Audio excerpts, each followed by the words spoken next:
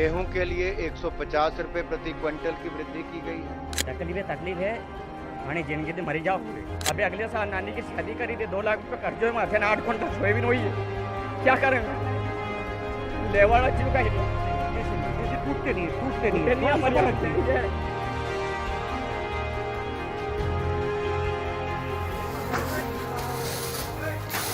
सरकार ने गेहूं के लिए नया समर्थन मूल्य तय कर दिया है। भोपाल से लगभग 180 किलोमीटर दूर आगर मालवा की कृषि मंडी में बुराई बांध गांव के धीरप सिंह मिले। 8 बीघा जमीन से 6 लोगों का परिवार पालते हैं। बिटिया की शादी के लिए 2 लाख का कर्ज लिया था। सोयाबीन से उम्मीद थी, नाउम्मीद हो गए। गेहूं का बीज अभी 4000 से लेकर 5000 रुपए प्रति क्विंटल मिल रहा है। दवाई, कटाई और मजदूरी का खर्च अलग। बढ़ी कीमत का असर उनके आंसुओं ने बता दिया। 150 की बढ़त सुनने में अच्छी लगे, लेकिन किसान का गणित सुनिए।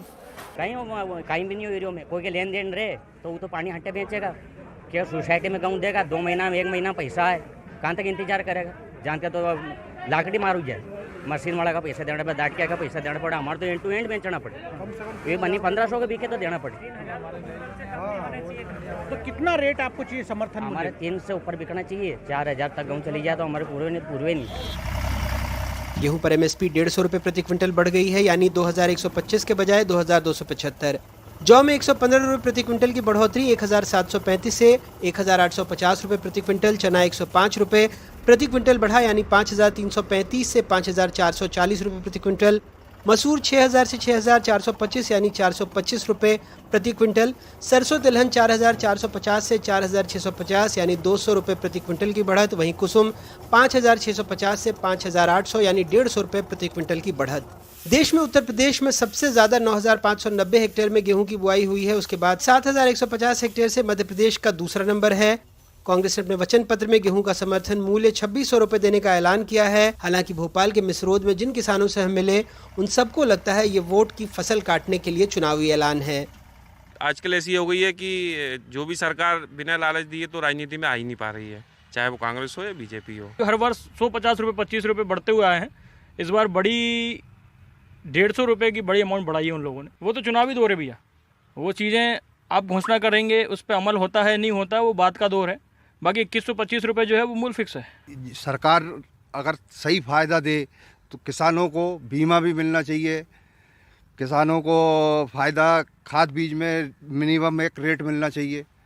रेट ही नहीं मिल रही है, खाद बीज महंगा होगा, फसल का दाम बढ़ा ही नहीं है। चुनावी फंडा है ये, इससे कोई फ़ायदा नहीं है। तो जो कांग्रेस ने क्या वादा करा है?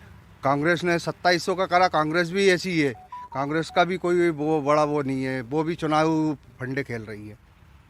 चुनाव के बाद कोई पूछता ही नहीं है किसान को। लेकिन सरकार और विपक्ष के अपने तीर हैं, तर्क हैं। एमएसपी में बढ़ोतरी करने की मांग किसानों की कई सालों से थी और इसीलिए मतलब एमएसपी में बढ़ोतरी करने का निर्णय लिया है।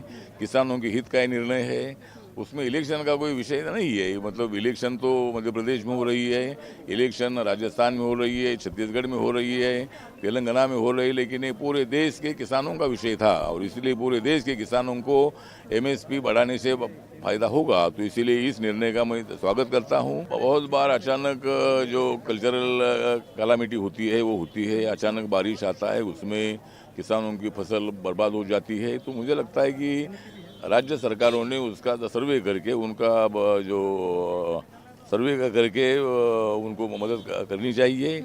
और महाराष्ट्र में जो नुकसान हुआ था, महाराष्ट्र सरकार ने उनको मदद दी है, मध्य प्रदेश सरकार ने भी किसानों को मदद की है। चाहे केंद्र हो या राज्य हो,